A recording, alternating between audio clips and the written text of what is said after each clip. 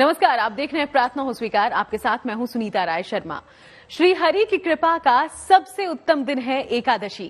एकादशी की तिथि भगवान विष्णु को परम प्रिय है। एकादशी की तिथि पर भगवान विष्णु की उपासना साधक की सारी मनोकामनाओं को पूर्ण करने वाली मानी गई है। साल में कुल 24 एकादशी आती है और हर एकादशी का अपना महत्व है। आज हम बात करेंगे कामदा एकादशी की। और अगर आप व्रत नहीं रख सकते तो फिर कैसे मिलेगी श्रीहरि की कृपा? जानिए इस एकादशी व्रत का महत्व और दिव्य प्रयोग भी।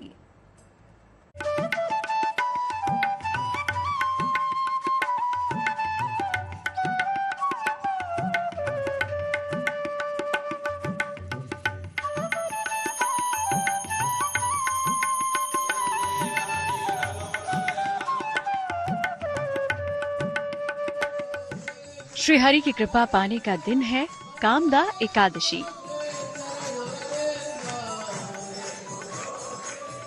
मनोकामना पूर्ति का महाव्रत।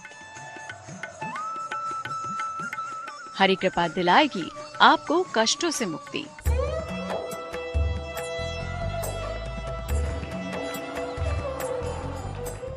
हर व्रत और उपवास का अपना महत्व है, लेकिन एकादशी का व्रत सबसे उत्तम है।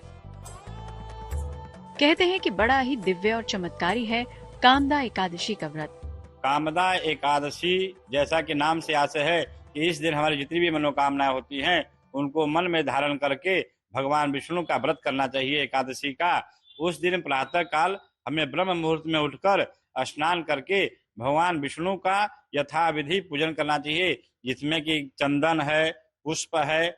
और इस दिन का व्रत करने से मुख्यतः जो हमारे पितृ लोग जो कुपित होते हैं उनके दोष का निवारण भी इस व्रत के करने से होता है। इससे हमारे जितने भी मनोकामनाएं हैं वह भगवान विष्णु पूर्ण करें। हर पाप का नाश करेगी कामदा एकादशी। आपके सारे संताप हरेगी कामदा एकादशी। शास्त्रों के अनुसार कामदा एकादशी व्रत के प्रभाव से समस्त पाप नष्ट हो जाते हैं। कहा जाता है कि इस दिन जो भी जातक श्रद्धा के साथ व्रत रखता है उसकी सभी मनोकामनाएं पूर्ण होती हैं।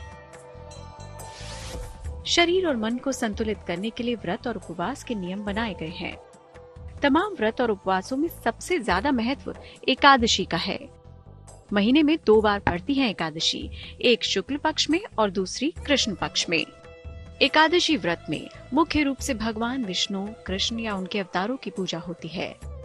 चैत्र मास में एकादशी उपवास का विशेष महत्व है। कामदा एकादशी से मन और शरीर दोनों ही संतुलित रहते हैं, रोगों से रक्षा होती है। पाप नाश और मनोकामनाओं की पूर्ति के लिए कामदा एकादशी का विशेष महत्व है। कल कामदा एकादशी का व्रत रखा जाएगा। कामदा एकादशी पर वासुदेव कृष्ण की उपासना का विधान है। जानकारों की माने तो इस दिन श्री कृष्ण की विधिवत उपासना करके इंसान अपने सभी पापों से मुक्ति पा सकता है। ज्योतिष के जानकारों की माने तो इस दिन श्री कृष्ण स्वयं हरते हैं अपने भक्तों के दोष, पाप। ओम नमो भगवते वासुदेवाय। शांताकारं भुजगशयनं पद्मनाभं सुरेशं विश्वाधारं गगन सदृशं मेघवर्णं शुभांगं लक्ष्मीकांतं कमलनयनं योगिभिर्ध्यानगम्यं वंदे विष्णुं भवभयहरं सर्वलोकैकनाथं इत्यादि अनेक मंत्र है, उसका हमें जप करना चाहिए। यह हमारे शास्त्र में कहा गया है कि नाभि से 10 अंगुल ऊपर हृदय में भगवान विष्णु का वास होता है, जिसको हमें हमेशा ध्यान करके उन्हें प्रसन्न करना चाहिए। तो आइए जानते हैं कि कामदा एकादशी पर कैसे करें पूजा उपासना और क्या है इसकी उत्तम विधि। स्नान के बाद पहले सूर्य को अर्घ दें, फिर भगवान कृष्ण की आराधना करें। कान्हा को पीले फूल, फल, पंचामृत और तुलसी दल अर्पित करें। भगवान कृष्ण का ध्यान करें और उनके मंत्रों का जाप करें। इस दिन जलीय आहार या फलाहार लें तो इस व्रत के उत्तम परिणाम मिलेंगे। अगले दिन किसी निर्धन को एक बेला का भोजन या अन्न का दान करें। मन को ईश्वर में लगाएं। इस दिन प्रातः काल ब्रह्म मुहूर्त में उठकर स्नान करने के पश्चात भगवान विष्णु का तस्वीर लेकर उसके समक्ष पीला वस्त्र, पीला पुष्प और पीला जो मीठा होता है उसका भगवान को अर्पण करें। भगवान का यथा विधि पूजन करने के बाद गंध, अक्षत, पुष्प, धूप, दीप, नैवेद्य, तांबूल इत्यादि जो वस्तुएं हैं जो शास्त्र में विदित है उनको भगवान को अर्पण करना चाहिए। और वेद मंत्र में बहुत सारे मंत्र आते हैं जो भगवान विष्णु संबंधित हैं। ओम इदं विष्णुर्विचकरमे त्रेधा निधदे पदम समूढ़मत्यपागुसुरे स्वाहा। ओम तद विष्णोः परमं पदगुं सदा पश्यन्ति सूरयः दिवि चक्षुरा ततम। और सभी देवी देवताएं और जितने भी नवग्रह हैं सब प्रसन्न होकर अपने अनुकूल हमें अनुकूल अनुसार फल प्रदान देते हैं। कामदा एकादशी व्रत का बड़ा ही महत्व है, लेकिन अगर किसी कारण आप एकादशी का व्रत ना कर पाए तो भी आपको एकादशी के व्रत का पुण्य मिल सकता है। अगर एकादशी का व्रत नहीं रख पाए तो इस दिन अन्न और भारी भोजन खाने से परहेज करें। ज्यादा से ज्यादा समय ईश्वर की उपासना में लगाएं। व्रत में जो भी शास्त्र में बताया गया है शकरकंद, कन्ना, फल इत्यादि फल का सेवन करें। अगर हमें नमक आवश्यक हो तभी ग्रहण करना चाहिए, नमक का सेवन नहीं करना चाहिए। और दिन में सोना नहीं चाहिए और जूठा पानी या अन्न ग्रहण नहीं करना चाहिए। और हमेशा उस दिन भगवान विष्णु का मन में चिंतन करते रहना चाहिए। इसी भगवान विष्णु प्रसन्न होते हैं और हमारे जीवन में सभी समस्या दूर करते हैं। कामदा एकादशी के दिन श्री कृष्ण की आराधना विशेष फलदायी है। अगर आप उपवास नहीं रख सकते तो केवल उपासना से भी आप भगवान कृष्ण को प्रसन्न कर सकते हैं और प्रसन्न मुद्रा में वासुदेव आपकी हर मनोकामना पूरी करेंगे।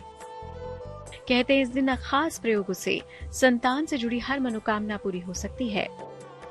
तो आप हमारे साथ बने रहिए, आगे हम आपको कामदा एकादशी से जुड़े ऐसे ही दिव्य प्रयोग बताएंगे। कहते हैं श्री हरि की कृपा से हर परेशानी का अंत हो सकता है। फिर चाहे आप पापों से मुक्ति चाहते हो या धन प्राप्ति का वरदान या फिर आपको चाहिए एक उत्तम संतान, कामदा एकादशी व्रत के दिन कुछ खास उपायों से आपकी हर मनोकामना पूरी हो सकती है। जानते हैं कैसे?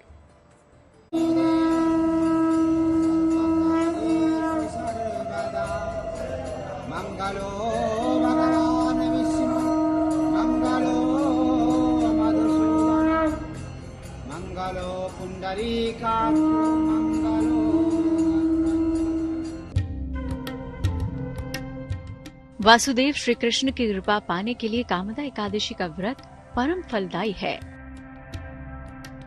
हरि कृपा का ये दिन बड़ा ही दिव्य है। विधि विधान और सच्चे मन से इस दिन किए गए उपाय हर समस्या का समाधान कर देते हैं। पाप नाश के लिए सबसे उत्तम है कामदा एकादशी का व्रत। जाने अनजाने हो गया हो कोई पाप तो आपके सारे संताप हरेगी कामदा एकादशी।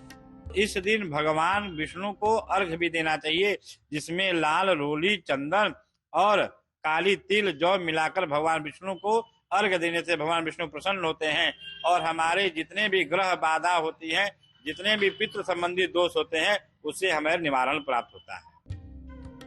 तो आइए जानते हैं कि इस कामदा एकादशी पर कैसे करें पाप नाश के उपाय। भगवान कृष्ण को चंदन की माला अर्पित करें। क्लीं कृष्ण क्लीं का 11 माला जाप करें। अर्पित की हुई चंदन की माला को अपने पास रखें। आपके नाम और यश में वृद्धि होगी।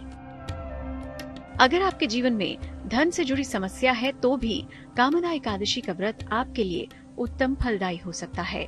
तो आइए जानते हैं कि इस एकादशी पर आर्थिक लाभ के लिए कैसे करें कान्हा की उपासना। भगवान कृष्ण को पीले फूलों की माला अर्पित करें। ओम ह्रीम श्रीम लक्ष्मी वासुदेवाय नमः का 11 माला जाप करें। भगवान कृष्ण से आर्थिक लाभ की प्रार्थना करें। ये प्रयोग वर्ष में एक बार जरूर करें।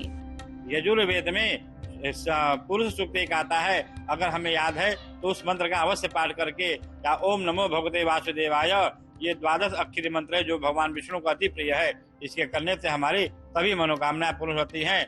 ओम सहस्रशीरेखा पुरुषा सहस्राक्षः सहस्रपात। और इस मंत्र का आशय है कि भगवान विष्णु के हजारों नेत्र हैं, हजारों पैर हैं, हजारों हाथ हैं और भगवान विष्णु अपने इन्हीं हाथों से अपने भक्त जो प्रिय होते हैं उनकी रक्षा करते हैं, उनकी सेवा करते हैं और जितनी भी उनकी मनोकामनाएं होती हैं उसको पूर्ण करते हैं। कहते हैं सच्चे मन से ईश्वर की उपासना करने से हर समस्या का समाधान मिल सकता है। अगर आपकी संतान प्राप्ति की कामना अभी तक अधूरी है तो कामदा एकादशी का व्रत करना आपके लिए विशेष लाभकारी हो सकता है। पति पत्नी संयुक्त रूप से भगवान कृष्ण को पीला फल और पीले फूल अर्पित करें। संतान गोपाल मंत्र का कम से कम 11 माला जाप करें। संतान प्राप्ति की प्रार्थना करें। फल को पति पत्नी प्रसाद के रूप में ग्रहण करें।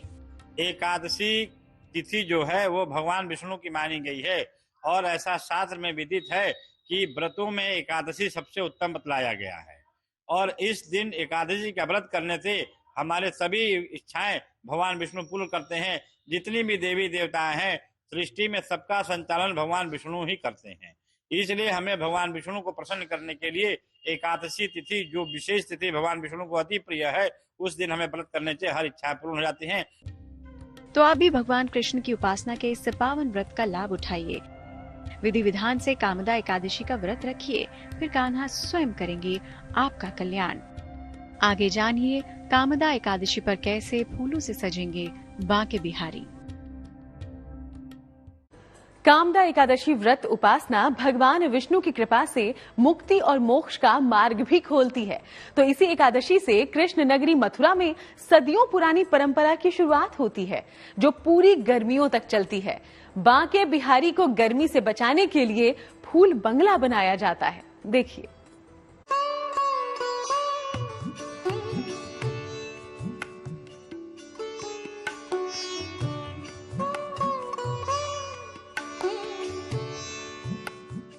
एकादशी से बदल जाएगा बांके बिहारी का घरौंदा।